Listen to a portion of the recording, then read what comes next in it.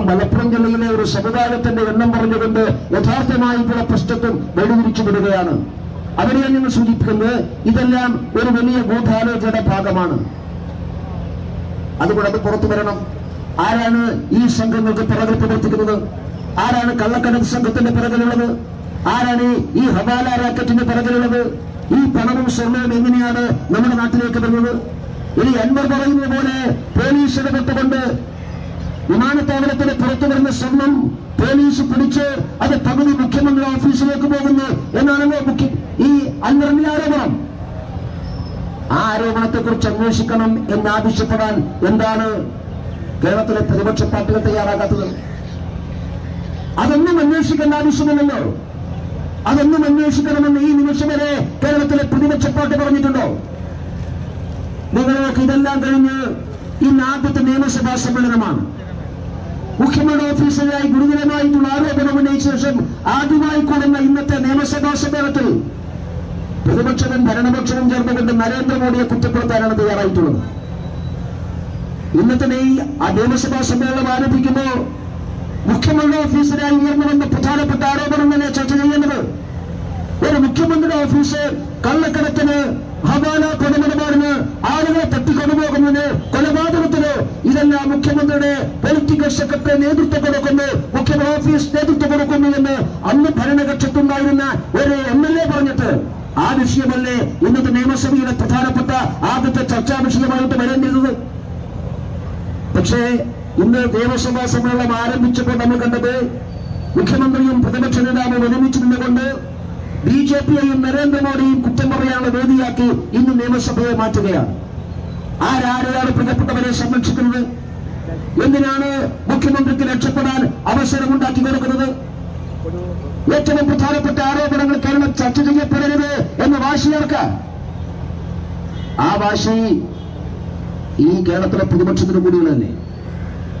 തൃശൂർ പൂരം പിന്നുമായി ബന്ധപ്പെട്ട് പൂരപ്രേമികളെയും തൃശൂരിലെ ജനങ്ങളെയും അവഹേളിക്കുന്ന സമീപനം കേരളത്തിലെ ഗവൺമെന്റ് സ്വീകരിച്ചപ്പോ, ആ ഗവൺമെന്റിന്റെ ഭാഗമായിട്ടുള്ള പോലീസ് സംവിധാനം സ്വീകരിച്ചപ്പോ ആദ്യമായിട്ടുള്ള ജുഡീഷ്യൽ അന്വേഷണം വേണമെന്ന് ആവശ്യപ്പെട്ട പാർട്ടി ഭാരതീയ ജനതാ പാർട്ടിയാണ്. എന്തേ അന്ന് കേരളത്തിലെ പ്രതിപക്ഷ നേതാവ് ഒരു ജുഡീഷ്യൽ അന്വേഷണം ആവശ്യപ്പെട്ടില്ല? ഞങ്ങൾ ആവശ്യപ്പെട്ടല്ലോ. ഈ പ്രശ്നത്തിന്റെ പിറകിൽ സംസ്ഥാന ഗവൺമെന്റാണ്, പോലീസാണ്, ആഭ്യന്തര വകുപ്പാണ്. പലരെയും തൃപ്തിപ്പെടുത്താൻ വേണ്ടി ബോധപൂർവ്വം തൃശൂർ പോലെ വിലങ്കോലപ്പെടുത്താൻ വേണ്ടി സംസ്ഥാന ഗവൺമെന്റ് നേതൃത്വം കൊടുക്കുന്ന പാർട്ടിയും പോലീസും പരിശ്രമിച്ചു എന്ന് ആദ്യം ആരോപണം ഉന്നയിച്ച പാർട്ടി ഭാരതീയ ജനതാ പാർട്ടിയല്ലേ? ഞങ്ങളിലെ ആദ്യം ജുഡീഷ്യൽ അന്വേഷണം വേണമെന്ന് ആവശ്യം മുന്നോട്ട് വെച്ചത്.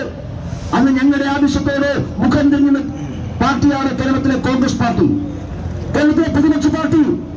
എന്തേ നിങ്ങള് അന്ന് ആവശ്യം ഉന്നയിക്കാൻ, ആവശ്യം ഏറ്റെടുക്കാൻ, ഞങ്ങൾ മുൻപോട്ട് വെച്ച ആവശ്യത്തെ അംഗീകരിക്കാൻ തയ്യാറായില്ല?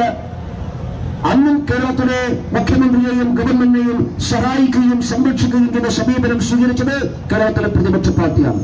നിങ്ങളൊക്കെ എപ്പോഴെല്ലാം കേരളത്തിലെ മുഖ്യമന്ത്രി പ്രതിസന്ധിയിലായിട്ടുണ്ടോ അന്നെല്ലാം മുഖ്യമന്ത്രിയെ രക്ഷപ്പെടുത്താൻ വേണ്ടി മറ്റാരോപണങ്ങളിലേക്ക് കേരളത്തിന്റെ ശ്രദ്ധയെ എത്തിക്കാൻ പരിശ്രമിക്കുന്ന ഗവൺമെന്റ് പരിശ്രമിക്കുന്ന ആളുകളാണ് കേരളത്തിലെ പ്രതിപക്ഷ പാർട്ടി, കേരളത്തിലെ പ്രതിപക്ഷ നേതൃത്വം. ഇപ്പോഴും അതാ ഞാൻ നേരത്തെ സൂചിപ്പിച്ചത്.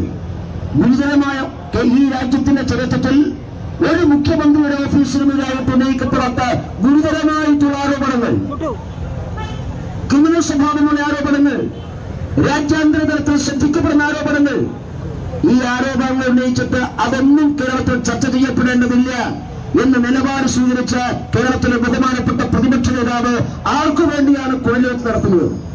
ആരെയാണ് അദ്ദേഹം സംരക്ഷിക്കാൻ വേണ്ടി പരിശ്രമിക്കുന്നത്? ഉണ്ടയില്ല വെടിപൊട്ടിച്ച് RSSനെയും BJPയുടെയും നരേന്ദ്രമോദിയുടെയും പിന്നാലെ പോയാൽ പിണറായി വിജയൻ രക്ഷപ്പെട്ടു പോകുമെന്ന് ഏറ്റവും നന്നായി തെളിവ് വ്യക്തി VD സതീശനാണ്. ആ VD സതീശന്റെ പരിശ്രമം പിണറായി വിജയനെ രക്ഷപ്പെടുത്തലാണ്. അതുകൊണ്ട് ഞങ്ങൾ സൂചിപ്പിച്ചത് ഭരണപക്ഷവും പ്രതിപക്ഷവും ചേർന്നുകൊണ്ട് യഥാർത്ഥമായിട്ടുള്ള പ്രശ്നങ്ങളിൽ നിന്ന് വെടിതിരിച്ചുവിടാൻ വേണ്ടിയിട്ടുള്ള ബോധപൂർവമായിട്ടുള്ള പരിശ്രമം നടത്തുകയാണ്.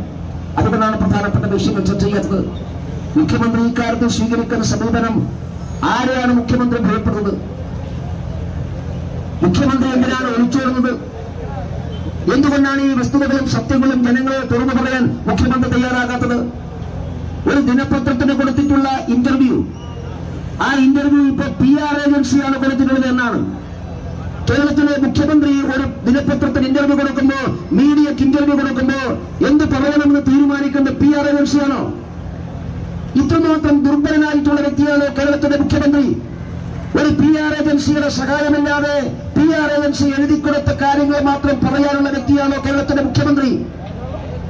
എന്നിട്ടിപ്പോ യാതൊരു ഉളുപ്പും മടിയുമില്ലാതെ പറയുകയാണ്, ഞങ്ങളൊരു PR ഏജൻസി ഏൽപ്പിച്ചിട്ടില്ല. PR ഏജൻസി ഏൽപ്പിച്ചിട്ടുണ്ട് നേരത്തെ CPM തന്നെ സംബന്ധിച്ചുള്ള കാര്യമാണ്. പക്ഷേ ആ PR ഏജൻസിയെ തള്ളിപ്പറയുന്നത് ആർക്കു വേണ്ടിയാണ്?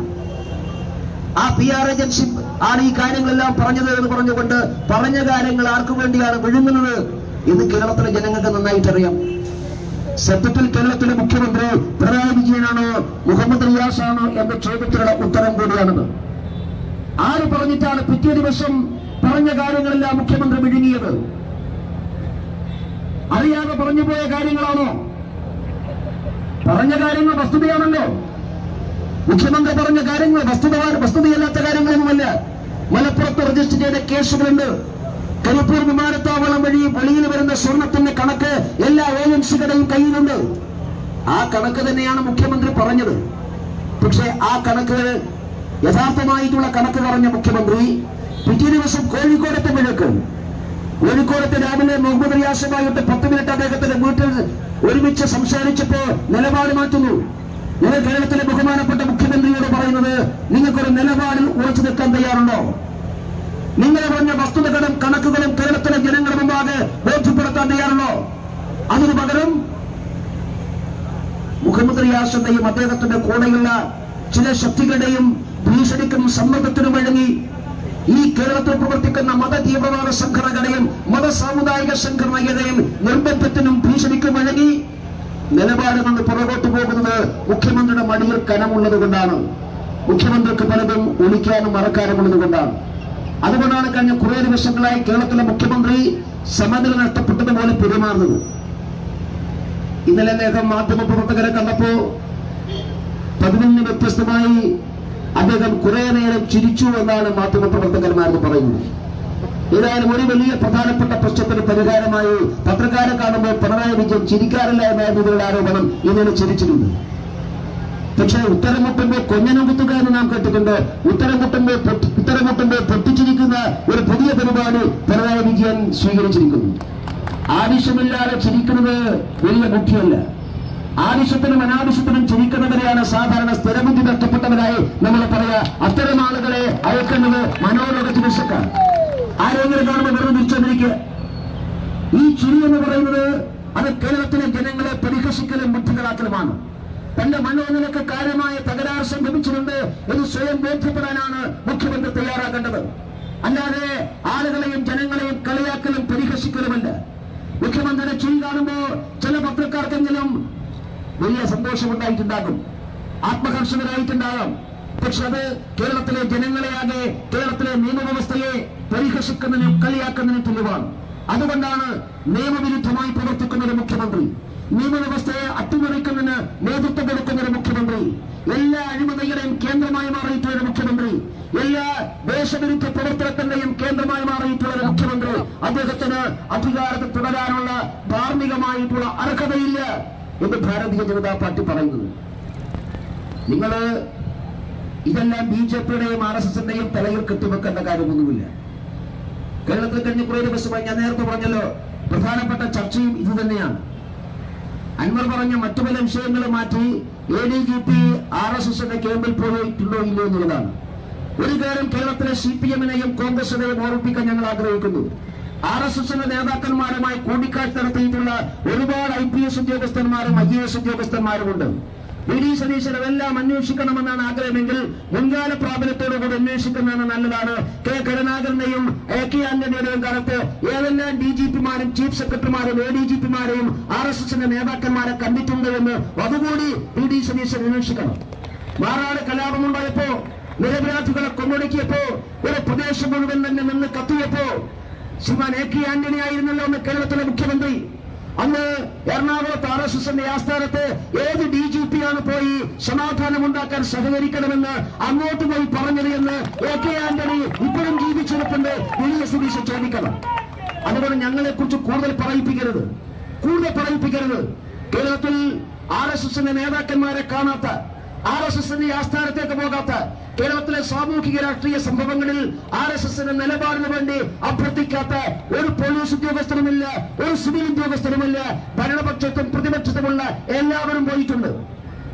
നിങ്ങളെ പോലെ അത് പറഞ്ഞു നടക്കല് ഞങ്ങളെ പണിയല്ലാത്തത് കൊണ്ട് ഞങ്ങൾ പറയുന്നില്ല. പക്ഷെ അതല്ലല്ലോ കേരളത്തിലെ പ്രധാനപ്പെട്ട പ്രശ്നം. ഞാൻ സൂചിപ്പിച്ചത്, ഇല്ലാത്ത പ്രശ്നമുണ്ടാക്കി യഥാർത്ഥ പ്രശ്നത്തിൽ നിന്ന് വഴിതിരിച്ചുവിടാൻ ബോധപൂർവം ശ്രമിക്കുകയാണ്.